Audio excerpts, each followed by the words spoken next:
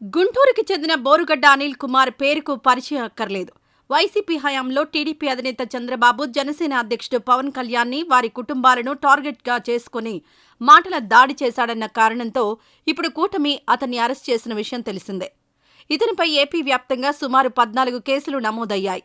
ఓ వ్యక్తిని కత్తితో బెదిరించి హత్యాయత్నం చేసిన కేసులో అరండల్పేట పోలీసులు గత ఏడాది అక్టోబర్లో బోరుగడ్డ అనిల్ కుమార్ను అరెస్ట్ చేశారు.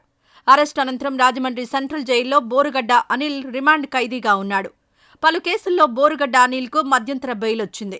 కానీ అనంతపురం సిటీ పోలీసులు నమోదు చేసిన కేసులో ఎలాంటి బెయిల్ మంజూరు కాలేదు. ఇలాంటి టైంలో బోరుగడ్డ తన తల్లికి అనారోగ్యంగా ఉందని చెప్పి ఆమె గుండె జబ్బు, ఊపిరితిత్తుల సమస్యతో బాధపడుతోందని ట్రీట్మెంట్ చేయించడానికి తనకు బెయిల్ మంజూరు చేయాలని ఫిబ్రవరి 14న హైకోర్టుకు వెళ్లాడు. తల్లి పద్మావతికి సంబంధించిన మెడికల్ సర్టిఫికెట్ని కూడా సబ్మిట్ చేశాడు. బోరుగడ్డ అనిల్ పిటిషన్ లంచ్ మోషన్గా స్వీకరించిన హైకోర్టు న్యాయమూర్తి జస్టిస్ కె. శ్రీనివాస్ రెడ్డి ఫిబ్రవరి 15 నుంచి 28వ తేదీ వరకు మధ్యంతర బెయిల్ మంజూరు చేశారు. ఫిబ్రవరి 28న సాయంత్రం 5 గంటలలోపు వచ్చి లొంగిపోవాలని సైతం ఆదేశాలలో పేర్కొన్నారు. బోరుగడ్డ కూడా అలాగే లొంగిపోయాడు. ఆ తర్వాత మళ్లీ తన తల్లికి చెన్నైలోని ఆసుపత్రిలో మెరుగైన ట్రీట్మెంట్ చేయించాలంటూ మార్చి 1న హౌస్ మోషన్ పిటిషన్ వేశాడు. Guntur Lalitha super speciality hospital doctor PV Raghava Sharma medical certificate ఇచ్చినట్లుగా కోర్టులో సబ్మిట్ కూడా చేశారు. ఆయన తరపు లాయర్ ఈ సర్టిఫికెట్ని కోర్టులో సబ్మిట్ చేసి అనిల్ కుమార్ మధ్యంతర బెయిల్ని పొడిగించాలని రిక్వెస్ట్ చేశారు. మార్చి 11 వరకు మధ్యంతర బెయిల్ పొడిగిస్తూ కోర్టు తీర్పు ఇచ్చింది. అయితే గుంటూరులో కార్డియాలజిస్టు పెద్ద పెద్ద కేసులను సైతం పరిష్కరించారని, చెన్నై అపోలో హాస్పిటల్కు ఎందుకు రిఫర్ చేశారా అని ఆరా తీయగా అసలు విషయం వెలుగు చూసింది. బోరుగడ్డ అనిల్ కుమార్ తన బెయిల్ కోసం ఫేక్ మెడికల్ సర్టిఫికెట్ ఇచ్చారని తేలింది. దాంతో పోలీసులు షాక్ అయ్యారు.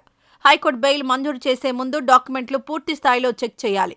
కానీ చెక్ చేయకుండా అలా ఎలా బోరుగడ్డ అనిల్ కుమార్ను అంత ఈజీగా రిలీజ్ చేశారంటూ విమర్శలు వినిపిస్తున్నాయి. హైకోర్టులో ఉన్న ఖైదీని విడుదల చేయాలంటే ఎన్ని రూల్స్ ఉంటాయి? అవన్నీ గాలికొదిలేసి అంత ఈజీగా ఎలా వదిలేశారసలు? లేదంటే ఇందులో ఏదన్నా కుట్ర కోణం ఉందా? కావాలనే ఏమీ తెలియనట్టు బెయిల్ ఇచ్చేసినట్టు ఇచ్చి అతన్ని మాయం చేసే ఆలోచనలో ప్రభుత్వం ఏమన్నా ఉందా? అసలు మీడియాకి కానీ ఎవరికీ తెలియకుండా అలా ఎలా కనిపించకుండా తప్పించేసుకుంటాడు? మనుషుల్ని మ్యానిపులేట్ చేసి తప్పించుకోవాలి అనుకున్నా కూడా సీసీ కెమెరాల నుంచి తప్పించుకోలేడు. అలాంటిది అంత సడన్ గా తప్పించేసుకోవడం వెనుక ఎవరిదైనా హస్తం ఉందా అంటూ ప్రజలు మాట్లాడుకుంటున్నారు. అసలు 11వ తేదీన బోరుగడ్డ పోలీస్ స్టేషన్లో లొంగిపోవాల్సి ఉంది. మరిప్పుడు బోరుగడ్డ ఎక్కడున్నట్టు, ఏమైనట్టు? అధికార పార్టీ వాళ్లే మాయం చేశారంటూ ప్రతిపక్షం వాళ్లు, కాదు ప్రతిపక్షం వాళ్లే మాయం చేశారంటూ అధికార పార్టీ వాళ్లు ఒకరి మీద ఒకరు నిందలేసుకుంటున్నారు. మరి బోరుగడ్డ అనిల్ కోసం పోలీసులు గాలిస్తున్నారు. మరి బోరుగడ్డ అనిల్ ఏమైనట్టు? చూడాలి ఏం జరుగుతుందో.